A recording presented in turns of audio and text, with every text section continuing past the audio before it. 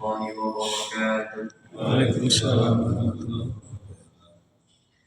إن الحمد لله نحمده ونستعينه ونستغفره ونعوذ بالله من شرور أنفسنا ومن سيئات أعمالنا. من يهد الله فلا مضل له ومن يضلله فلا هادي له. أشهد أن لا إله إلا الله وحده لا شريك له وأشهد أن محمدا عبده ورسوله لا نبي بعده. قال الله تعالى في كتابه الكريم بعد أعوذ بالله من الشيطان الرجيم بسم الله الرحمن الرحيم والعصر إن الإنسان لفي خسر إلا الذين آمنوا وعملوا الصالحات وتواصوا بالحق وتواصوا بالصبر. وقال النبي صلى الله عليه وسلم من أحيا سنتي فقد أحبني ومن أحبني كان معي في الجنة. صدق الله العظيم وصدق الله رسوله الكريم ونحن على ذلك من الشاهدين. Alhamdulillah, Bapak Ibu hadirin dirahmati Allah Subhanahu wa taala. Syukur kepada Allah Subhanahu wa taala karena Allah Subhanahu wa taala masih sayang kepada kita. Karena Allah Subhanahu wa taala masih berikan kita begitu banyak nikmat. Karena Allah Subhanahu wa taala masih berikan kita kesehatan. Karena Allah Subhanahu wa taala masih kekalkan hidayah dan rahmat yang ada dalam diri kita, sehingga kita bisa sama-sama untuk melaksanakan sholat Isya secara berjamaah dan juga sholat tarawih secara berjamaah. Alhamdulillah, adalah nikmat yang sangat besar dan wajib kita syukuri. Bapak Ibu Allah Subhanahu wa taala, salat adalah perintah Allah Subhanahu wa taala dan berjamaah adalah sunnah bagi Nabi Muhammad sallallahu alaihi wasallam. Nabi sallallahu alaihi wasallam sabdakan, "Man ahya sunnati faqad ahabbani wa man ahabbani kana ma'i fil jannah." Artinya, barang siapa yang menghidupkan sunnahku, sungguh ia cinta kepadaku. Dan barang siapa yang cinta kepadaku, maka dia akan di surga bersamaku. Masya Allah. Dalam hadis lain disebutkan, "Ahya sunnati inda fasad ummati falahu ajrun ka'adi syahid."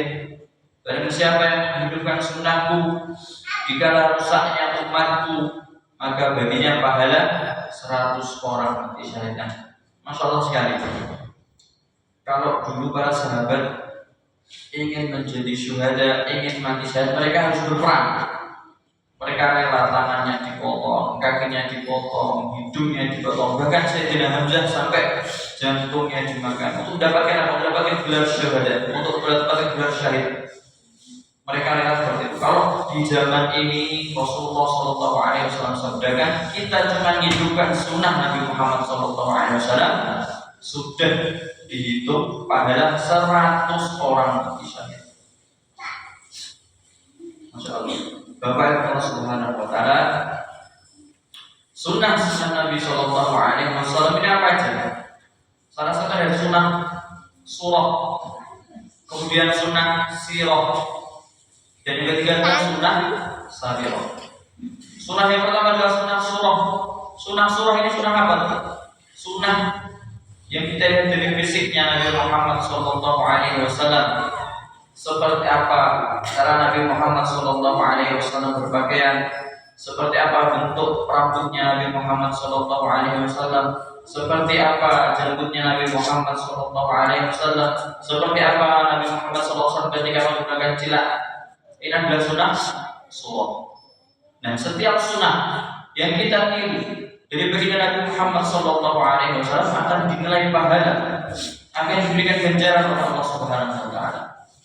Kemudian sunnah yang kedua adalah sunnah sirah. Sunnah sirah adalah sunnah kesehariannya Nabi Muhammad Sallallahu Alaihi Wasallam dari mulai bangun tidur hingga tidur kembali. Bagaimana caranya Nabi Muhammad Sallallahu Alaihi Wasallam makan?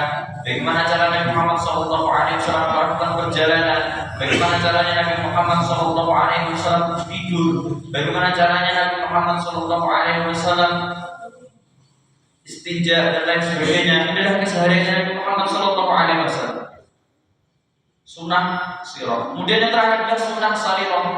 Sunnah sarirahnya adalah bagaimana amaliyahnya Nabi Muhammad SAW, rohaniahnya, Bagaimana cara Nabi Muhammad SAW berzikir, membaca Quran, sholat, fikirnya Nabi Muhammad SAW kepada umatnya. Ini adalah sunnah sarirah. Nah, ketiga sunnah ini dari sunnah surah, sirah, sarirah, mana yang kita ketahui, kita terapkan dalam kehidupan kita.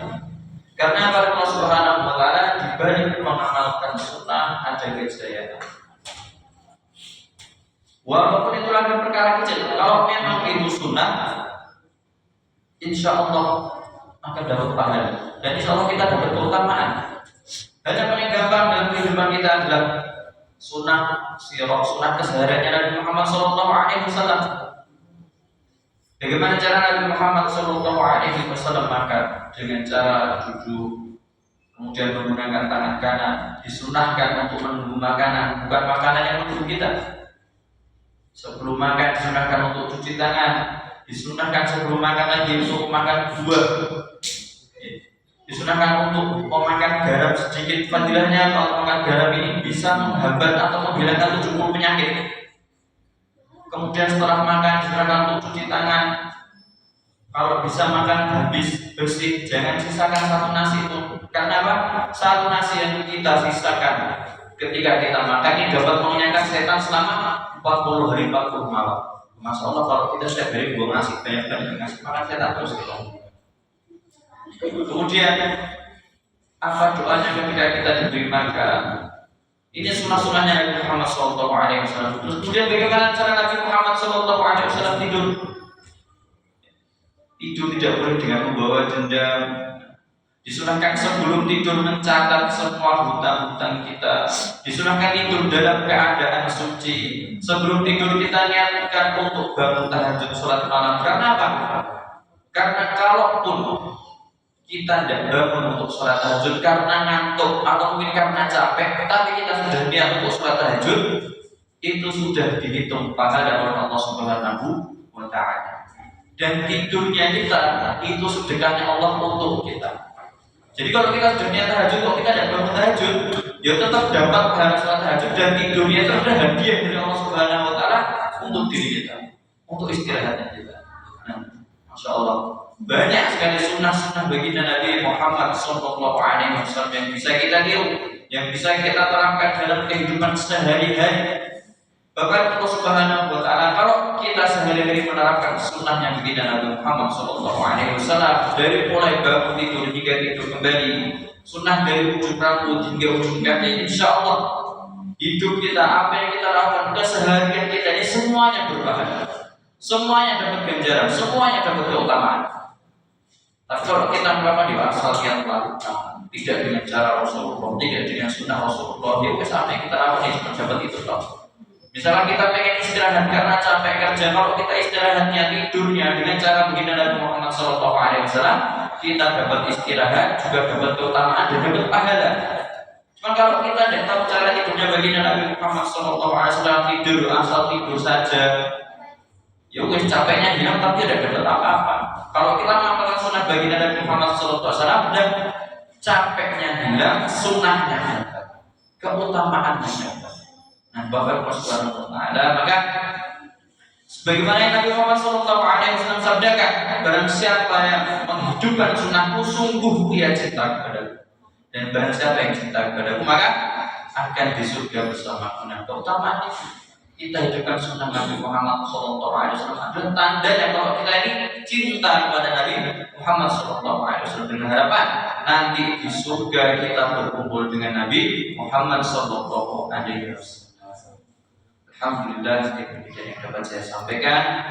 Ada benar yang datang dari Allah Subhanahu wa Ta'ala, ada kurangnya datang dari diri saya sendiri. Saya mohon ampun kepada Allah dan mohon maaf kepada panjenengan semua apabila ada salah kata yang kurang berkenan dari panjenengan. Saya akhiri, wabillahi taufiq wal hidayah. Assalamualaikum warahmatullahi wabarakatuh.